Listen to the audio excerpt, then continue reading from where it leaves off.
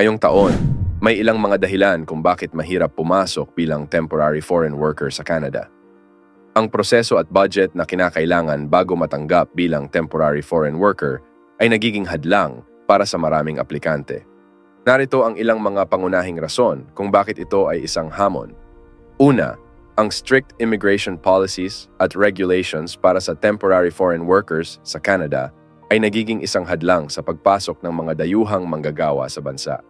Ang proseso ng pag-a-apply para sa work permit at temporary visa ay maaaring magdulot ng komplikasyon at pagiging mahaba na nagiging isang challenge para sa mga aplikante na nagnanais magtrabaho sa Canada.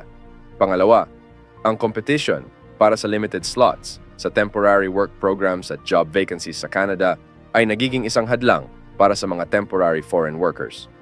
Ang mataas na demand para sa mga trabahador sa iba't ibang sektor ay nagreresulta sa mas mataas na competition sa pag-a-apply para sa temporary work positions na nagiging isang challenge para sa mga aplikante na nais makapasok sa Canadian workforce. Pangatlo, ang kakulangan sa sapat na kasanayan o qualifications para sa mga trabahong in demand sa Canada ay nagiging isang hadlang para sa mga temporary foreign workers. Ang mga kumpanya at employers sa Canada ay mas naghahanap ng mga manggagawang may espesyalisadong kasanayan at edukasyon upang punan ang kanilang job vacancies, na nagiging isang challenge para sa mga aplikante na hindi sakop ang kanilang kasanayan sa demand ng labor market. Pang-apat, ang financial requirements at budget para sa pag-a-apply bilang temporary foreign worker sa Canada ay maaaring maging isang hamon.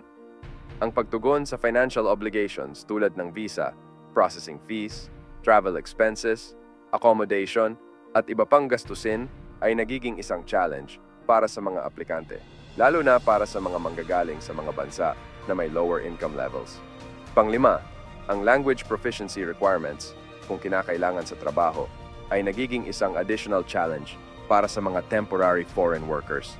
Ang pagkakaroon ng sapat na proficiency sa English o French depende sa job requirements ay isang importanteng factor sa pagtanggap sa trabaho sa Canada.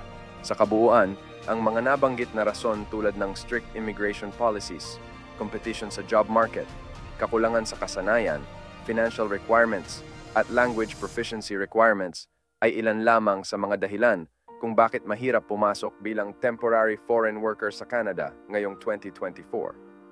Ang pagiging handa sa mga challenges na ito at pagiging maingat sa proseso ng application ay mahalaga para sa mga aplikante na nagnanais magtrabaho sa Canada bilang temporary foreign worker.